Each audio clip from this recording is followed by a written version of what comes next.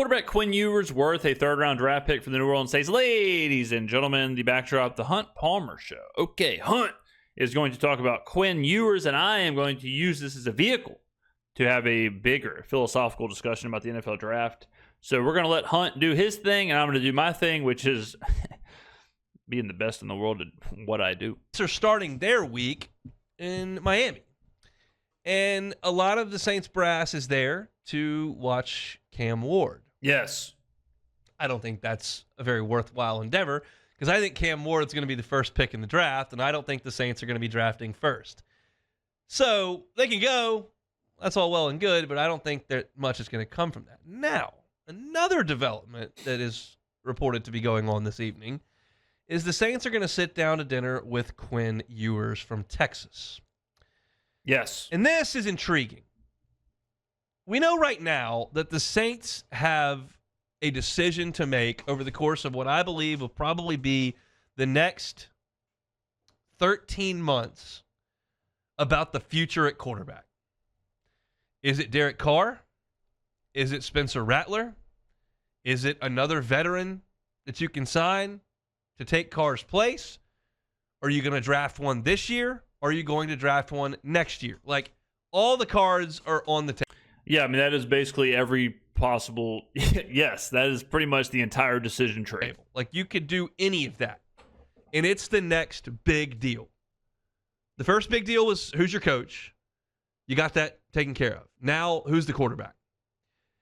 And there are a lot of options. And Quinn Ewers as an option sounds interesting. Now, last week, So, peek behind the curtain here. I'm not sure what the hell happened to my mouse. My DPI is out of control. Like I'm swinging my mouse all over the place. That's not a euphemism. Like this, I cannot keep the arrow on the screen. This is nuts. Like, you see how fast this thing is moving? It is not usually like this. I don't know what the hell happened. Did someone sneak into the studio? I mean, it's kind of throwing me off. We discussed Jackson Dart. And I told you at 9, which is where you would probably have to take Dart, I did not like it. It's too risky to take a very questionable quarterback at 9 when you've got holes everywhere. You got a hole at left guard, maybe a hole at one of your tackles. You got gaps at wide receiver. You're aging at running back. You're aging at linebacker. Gaps at corner. Need to fill a hole at safety. Like, you got holes everywhere. So at 9, you need to start addressing some holes. I'm fully on board that quarterback's the most important issue, but it's not imminently solvable at 9. It's not likely solvable at 9. But you start to talk about maybe drafting Quinn Ewers in the 3rd round, now you have my interest. Okay. So the draft, it's interesting how people evaluate or look at the draft. And I think most people have it backwards. People go into the draft with the idea that every player is going to be successful. And every player is going to slot in, be good, be successful, and to go from there. I like to look at it in reverse. Like, instead of what do the Saints... Because a lot of people will, if they see drafting Quinn Ewers, they see like, okay, he's the developmental franchise. He can take over from Carr. Then Quinn Ewers plays next year, and then he's doing this, and then he's doing that, and the Saints are set at quarterback. More than likely, that's not going to happen.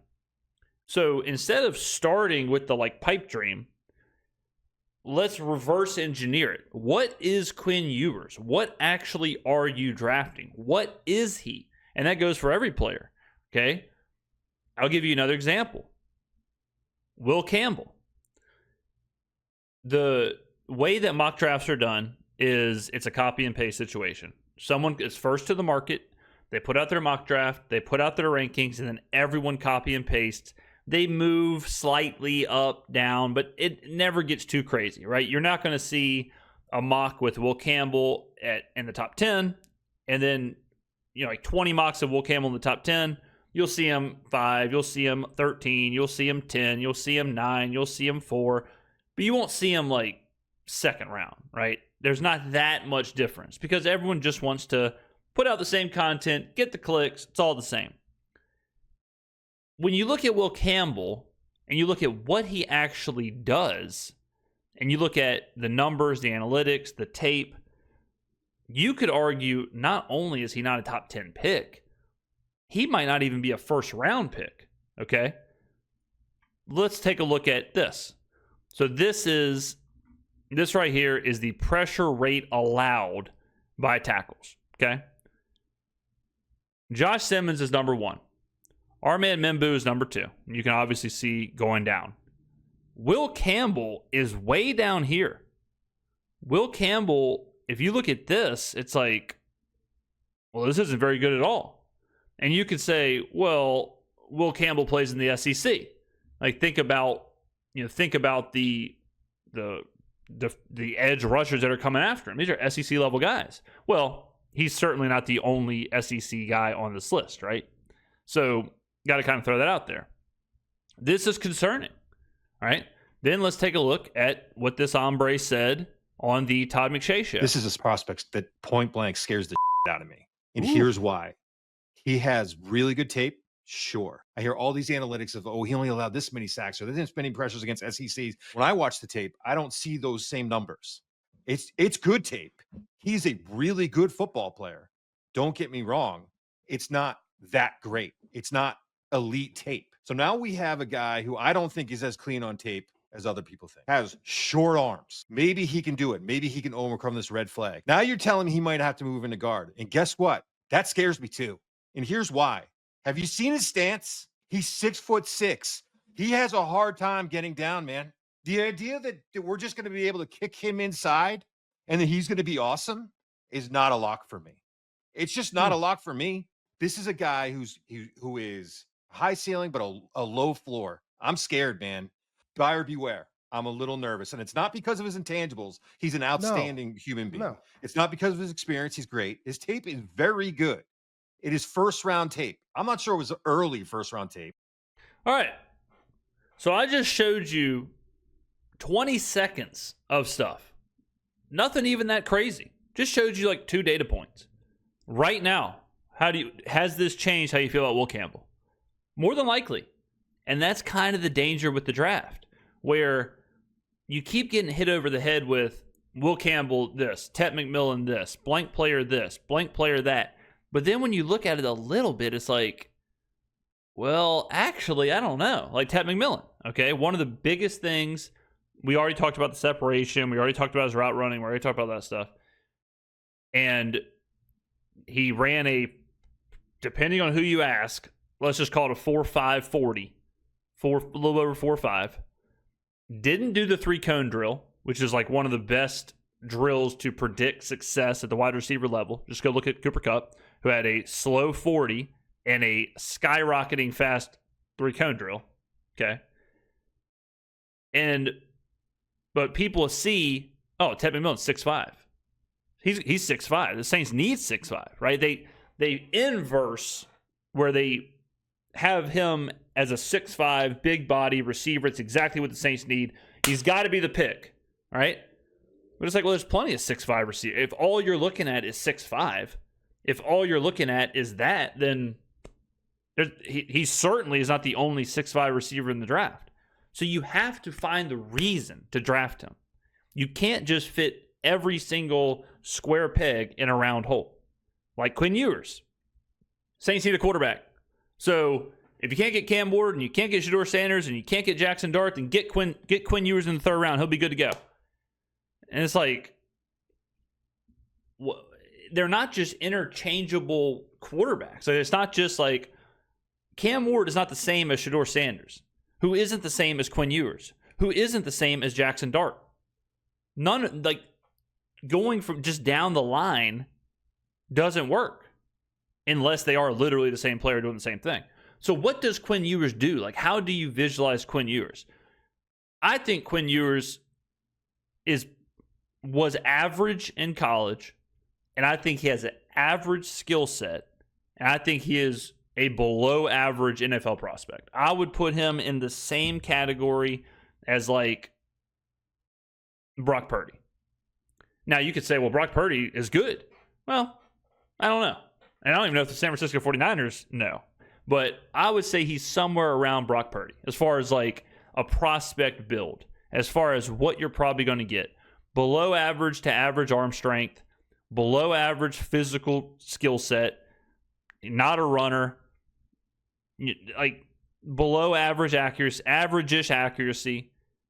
So is that worth a third-round pick? I would say no.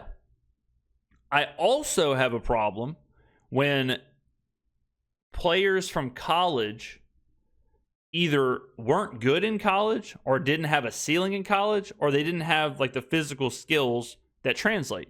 So I always talk about when receivers throw or when quarterbacks throw, their ball flight, like how the ball looks coming out of their hand, how it moves. Josh Allen in Wyoming, it was very easy to see like, okay, this guy's got an insane physical skill set. Even if the team wasn't that good and his numbers weren't particularly great, you could still see the physical skill set. Now, sometimes the two equal, like Lamar Jackson. You could see his physical skill set. It translated to stats, and it translated to his team being good, right? So there you could say, like, well, if he can do this in the pros, he'll be insane. Spoiler, he did do it in the pros. But there's some players, like Quinn Ewers, who don't even have a peak in college. Quinn Ewers is surrounded at Texas by NFL-level players, all right? NFL-level players. Was he ever that good? Or was he just kind of serviceable? I go back to think of all the Alabama quarterbacks, like John Parker Wilson, right? Mac Jones, A.J. McCarron, Greg McElroy.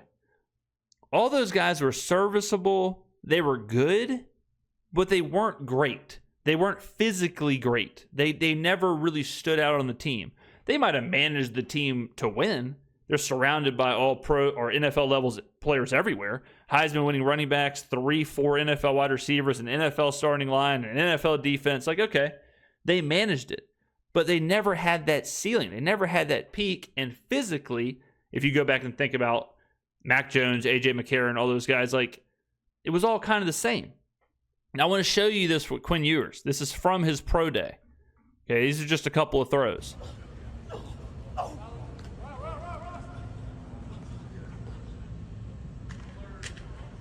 If I'm there, I tweeted this out. If I'm at this pro day, I'm packing up my stuff and I'm going home. Look at this throw.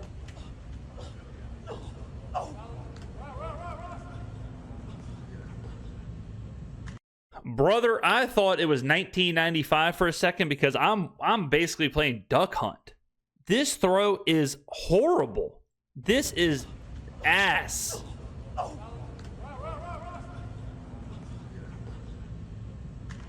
So he finishes pro day with 3 consecutive ducks. All right, this is one that got tweeted out. There was another one. There's another throw like on an out route. Oh, hold up. What's going on there? What's hold up. There's another one. I'm trying to find the. There was one he throws an out route, and is this it? This is it. Like that right there. That ball is coming out of his hands way different than an NFL quarterback. Ladies and gentlemen, this is in shorts, no defense. And think about who he's playing with. Think about Matthew Golden. Think about Isaiah Bond. Think about his offensive line. What out of any of that makes you think, yeah, Quinn Ewers is definitely an NFL level quarterback? Because third-round picks are not as likely to be hits as first-round picks. And so, to me, you've got a better chance to take a flyer. You take a flyer that doesn't hit in the 3rd, 4th, 5th round, okay. Okay. Taking a flyer in the 3rd round for a team that is desperate for impact players, that's desperate for players to come in and make an impact now for cheap contracts for whatever, is crazy. It is giving Garrett Grayson. It is giving Jake Haener. There is so much else you can do, especially in this draft. where there are wide receivers available in the third round, running backs, edge rushers, offensive linemen, interior defensive linemen. I got a couple people on Twitter, I'll say this, that are well ahead of the game with these draft prospects. Some of the information that I'm being sent on Twitter, and I read almost everything sent to me, and there's some of it that I get sent and I'm like, damn, this is really solid research. This is really solid information. And it's players that, it's their RAS scores, it's their tape, it's whatever. It's way too easy to read the mock drafts and to see all these mock drafts and just focus on the top 50 players. But there are Trey Hendricksons out there in the draft. There are Zach Bonds out there in the draft. There are wide receivers. There are Puka Nakuas. There are Kyron Williams. Those players are out there in the draft. It is up to you to get them. And if you're going to take a flyer on Quinn Ewers in the third, it's crazy because what a lot of people are saying to do, like that bogus ass Chris Olave trade that was all over Twitter. What a lot of people are saying to do is the stuff that they would absolutely skewer Mickey Loomis for doing. And, it's just wasting a third round pick on Quinn Ewers is sickening. You missing the first round, that's a big problem. So Ewers is interesting. Because I told you, as far as Jackson Dart goes, you just roll with Rattler. With Ewers, because of where you would pick him, third round-ish, I don't know everything, but that feels like about where he's set to go. Now, all of a sudden, you've got a high upside player that could be the future of your franchise. Maybe not, but could be. Ewers started for 3 years at Texas. He started, over the course of those 3 seasons, 36 games. He threw for 9,100 yards and 68 touchdowns. This past season, he threw for 3,400 yards and 31 touchdowns. Now, he threw 12 picks, which is too much, but 31 scores. He's 6'3". He's got a lot of playing experience under his 6'3" is kind of giving him a little bit of leeway. I think he's closer to 6'2". belt. He's physically gifted. He was hurt this past year. Is he physically gifted? I don't think so. What exactly is he physically gifted in? Certainly is not a big arm. It certainly isn't his ability to run around or do any of that. So what exactly is he physically gifted in? And he's got a chance. So I do not like at all taking Jackson Dart in the first round. You need to address offensive line there. You need to address playmakers there. Another thing that happens a lot with prospects is a lot of the stuff that he just listed does not correlate whatsoever. He played 3 years at Texas. Doesn't matter. He threw 3,000 yards and 30 touchdowns this year at Texas. That's borderline bad. When you have the players around him and the offense that he has and the system that he has playing against college defenses, you need to do more. You telling me 3,000 yards, 31 touchdowns? I'm not. That doesn't do anything for me. He started whatever it was, 90 something, however many, whatever he said, 9,000 total yards in his career. Doesn't matter. You don't take the stats with you. If Quinn Ewers is who he was in college in the pros, he's a bust. He is a below average quarterback in the pros if he is who he is in college. And what are the chances that he's going to be the same in the pros? You would assume there's going to be a little bit of a dip. I just don't see it at all. I am all out on Quinn Ewers. You need to address defensive back there. Third round, I'm all in on taking a quarterback. Because if you can hit on that, it turns your rebuild around like that. But under that line of thinking, why wouldn't you try and hit on the quarterback in the first round? If that's your line of thinking, is that a quarterback can turn your franchise around like that, blah, blah, blah, and you have holes or whatever everywhere else, it's wouldn't it be more important to get the quarterback right and then fill the holes with other, If you can get a CJ Stroud level player at 9, you have to take him. If you think Jackson Dart is the CJ Stroud, then, and I say Stroud, like it can be anybody. I mean, it can be whoever, like Jordan Love or Jalen Hurts or whatever level of player. If you think that's who that is, you have to take them. You have to take them.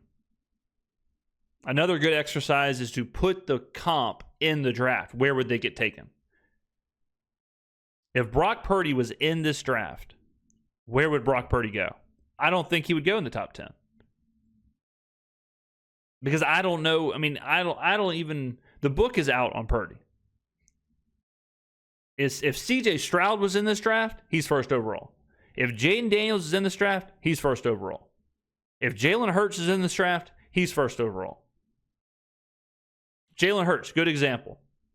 A guy in college where it's like, yeah, he's kind of raw, but his numbers are gaudy. Like you can see, like, okay, if he can do this in the pros, like, he's doing some things. You know, like if he can translate some of this, like you can see the potential there. You can see the possibility there. I don't see it with Quinn. I don't. Now, you know, same thing with Purdy, where it's like, if Quinn Ewers was in Purdy's situation, could you do the same thing? Maybe, but that's more of like a system thing than a quarterback thing. If any quarterback can do it, then why waste a third-round pick on it? You know, so I just don't get this line of thinking. I don't get this logic. Because now you've got a cheap quarterback entrenched for 4 to 5 years on that deal, and you can start getting to bringing some guys in. You can spend some more money in free agency. Carr's contract comes off the books. You got to continue to draft well. Okay, you're off and running. You got to hope that you found your Dak Prescott, that you found your Jalen Hurts, that you found your Kirk Cousins. The best way to go about getting a quarterback, if you look around the league, is to take one early in the first round. The most beneficial way to do it, if you can get it right, is to get one in the middle rounds. And it doesn't happen a ton. You look around the league, most of the quarterbacks were top 15 picks. But I don't think that the Saints are in a position to get one of those guys in this draft. So you start to look at other options. And I think stockpiling options with mid-round draft picks. The Saints are literally in the position to get a top 15 pick. Or a quarterback in the top 15 picks. I think what he's saying is that he doesn't think the quarterbacks are that good. But if the quarterbacks aren't that good, then what makes you think Quinn Ewers would be that good? Like this is the round peg square hole thing, where it's like, well, the quarterbacks aren't that great, so you don't want to take one in the top 10. But the one in the third round, that could be your franchise quarterback. It's like, well, that doesn't make any sense. If the guys at the top aren't great, then why would Quinn Ewers be great? And if Quinn Ewers is great, why isn't he in the top 10? Right? Like it's like Dak Prescott. You can see that Dak had something. It's like, okay, if you can corral that something, you can see how he played at Mississippi State. You can absolutely see it. Jalen Hurts, you can see it. Russell Wilson, you can see it. Like those guys, you can go back, you can see. Like, okay, he's got this. He's got this transferable skill or this quality or this physical attribute or whatever. If it can be harnessed, good to go. And in those cases, it is. For sure. You know, so I don't get it. Is not a harmful thing to do. It may not be helpful. It absolutely they may is. all look like Rattler. They may all look like Haener. They may all look like Ian Book. They may all look, I mean, you know the list of guys that Sean Payton brought in. None of them amounted to anything. All those guys are the exact same of what I'm saying. Ian Book, Jake Haener, Garrett Grayson, all of them. What is the transferable thing? What do they all have in common? They're all just kind of nothing physical, average in college, no transferable skills, no like big physical peak, no peak in college, no anything. And then they never had anything in the pros. Like Jake Haener had, and that's why I was so out on Haener last year, was that he's being asked to do stuff that he cannot physically do. Haener, doesn't have a big arm, not a big guy, no physical attributes that are above average. All you're hoping for is that he can be accurate. But that's what you're hoping for every NFL quarterback, right? So you're putting him in a situation where at his absolute best, at his absolute peak, he's a game manager. At his absolute highest peak, you're just hoping he can be a game manager. And when your ceiling is that low to start with, at a volatile position that's hard to hit with, it drastically shrinks your chances of hitting on a player. So, like Russell Wilson. Russell Wilson arguably had like one of the best deep balls in NFL history. You know, like Dak Prescott, physically he stands out. Physically he can do things other quarterbacks can't do. Jalen Hurts, same thing. Lamar Jackson, obviously the same thing. Josh Allen, same thing. Even Jared Goff. Goff has a cannon. Like Goff has a above average arm. Patrick Mahomes, obviously. Like all those guys, they obviously have something. Quinn Ewers, not so sure. Garrett Grayson, Ian Book, Mac Jones, Greg McElroy, AJ McCarron, Aaron Murray. All of a sudden, they seem like the exact same player because they are the exact same player. Exact same. Like there is a huge difference. There's a huge gulf in like the actual attributes and skill of a player and what they are actually bringing to an NFL team. You got to look past the name. You got to look past the college. You got to look at, okay, what are they actually bringing? He's 6'5". Okay, well, can he actually separate? Can he actually, is he agile? Is he fast? Is he fast on the field? What's he actually doing? Well, I don't know, but he's 6'5", and Mel Kiper has him 4th overall. Okay, well, I need more. Oh, this guy went to LSU. He's the number 1 tackle. Okay, well, then explain this pressure rate. How is he separate from Membu? You got to give me a reason why. Got to be something. All right? Like when we broke down Ashton Genty and Omarion Hampton. Serious differences. They're not just the same player. Serious differences in their missed tackle rate, their yards after contact rate, like all of that. Like the analytics are there. Just got to do a little bit of research. But the one time you hit and you get Brock Purdy, it changes everything. And it's not like a thing that doesn't happen ever. Like I just pointed to 4 very prevalent examples of mid to late round picks that hit. That's what? Quarter of the league? So I think this is a great avenue to explore. And if the Saints want to jump on Quinn Ewers with a mid-round pick, I think that would be fantastic. You let him sit behind Derek Carr for a year, duel it out with Spencer Rattler and Jay Kaner, intense training camp, maybe give him some reps late in this season if all kind of seems lost. You give Kellen Moore the ability to develop him. Here's my question to this statement. Why, if you could take Quinn in the 3rd or Kyle McCord in the 5th, why wouldn't you take McCord in the 5th? Because we haven't really talked about the physical attributes. We haven't really talked about the skill set. We talked about like, well, if you hit on a quarterback in the 3rd round, you're good to go. What if you hit on a quarterback in the 5th round? Or do you see an actual difference in Quinn versus McCord or Tyler Show or whoever? Like, is there an actual difference? Why don't you just wait on those guys? Do it that way. Would be even better. If that's the case, if you can just take any quarterback and let him develop or whatever, then why Ewers? Is it because he played at Texas? Is it because he was on TV? As he helped do with Dak Prescott, as he continued to do with Jalen Hurts, and maybe you've got something that changes the course of your franchise. You're probably not going to change the course of your franchise with a 3rd-round pick at middle linebacker. You can certainly help find Demario Davis's replacement. That'd be great. But you can change everything with a quarterback. So I think it's worth. If you find like that, when I heard it just now, that my eyeballs almost rolled out of my face and went out of the room. If you find Trey Hendrickson in the 3rd in this draft, that would absolutely change the franchise. If you found Aaron Donald in the 3rd, it would absolutely change the franchise. If you found Demario Davis in the 3rd, if you found whatever, name your position, name your player, name your comp. That is going to, like, you got to get it where you can get it. The goal should be, and the goal is, get the best players possible. Get as many good players as possible. Find the best players. That's the goal.